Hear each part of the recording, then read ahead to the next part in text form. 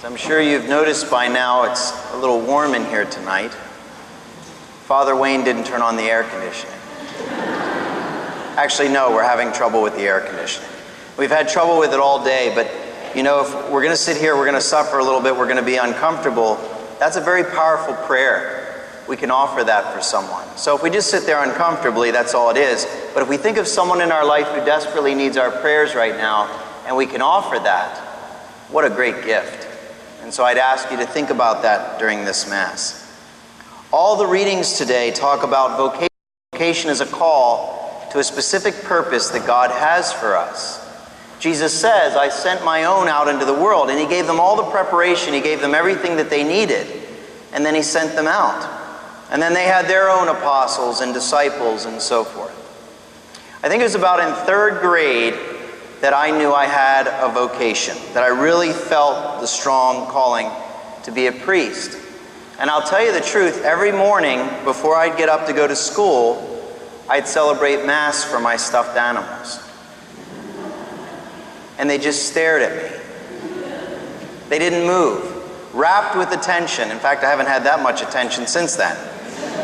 In any case, it got up to 8th grade, and I was pretty sure that I was going into the seminary. Now, the priests in our parish were Redemptorists, so that's the only type of priest I knew there was. I thought all priests were Redemptorists.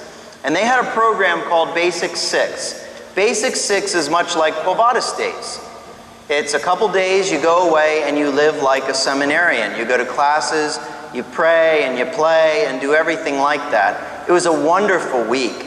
And in fact, when I came back, I was ready to go in. I was convinced. And at that point, Redemptorists, they're a religious order like the Dominicans, as Father Chooks is, they were still taking kids after 8th grade. So I could have gone in, but my mom said no.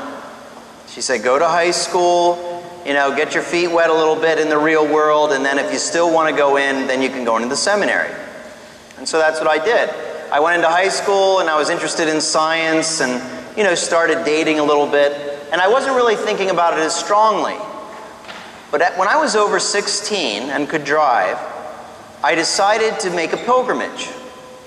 That, Lord, if this is really what you want me to do, then I'm going to go to the cathedral in Harrisburg, which is where I went, and I'm going to offer you 1 hour. I will pray there for 1 hour, and if that's what you want me to do, then give me a sign, and I'm totally open to that, and then I'll do it. So I went to the cathedral after I found my way to the cathedral. I was in there for an hour, and I knelt for an hour waiting for a sign, waiting for a person, waiting for a light, waiting for a voice, something. And when the hour was over, there was nothing. And I said, okay. You know, I gave you your chance. I knelt here for an hour, and you didn't give me one single sign, so you had your opportunity. And I walked out of the church, and I walked down to where I was parked, and the first thing that caught my eye was a giant billboard. And it read, need a sign? And then it had a 1-800 number underneath. No kidding, it's true. It was Lamar or something, and I looked up and I thought, give me another sign. I just want to be sure, you know, this is right. This is my whole life. So anyway, I stayed in high school, went on to college, I became a teacher. And even when I was teaching, I was struggling with this. And someone put in my faculty mailbox a little booklet that said, have you ever thought of being a priest? And I read through it, and what it was is advice. If you're thinking about this, this is what you should do. It was very practical advice. It was very good advice. And to this day, I still don't know who put that in my mailbox. But I began frequenting Mass and adoration, and I finally spoke to one of those priests I had when I was younger. And he said, look, this has been since 3rd grade. So it's not an accident. It's no fluke. I think you should try it, go into the seminary for a year, and if you hate it, then it's not for you. And then you move on, and you can live at peace instead of this constant struggle. And so that's what I did. I began to apply to the program. I was accepted, and I was ready to go in. It was 2 months before I went into the seminary. And my parents were traveling to see relatives in Kentucky, so I went with them. Now, I had always said I was going to fall in love with a Southern girl. You know, they have that smooth drawl. It just draws you right in. And we're on our way back from Kentucky. We stop at a diner in West Virginia. This diner out in the middle of nowhere, and I go in there, and this hostess is knockout. I mean, really. And she had the West Virginia drawl and everything. So we ordered our food, and I kind of made my way back over to her.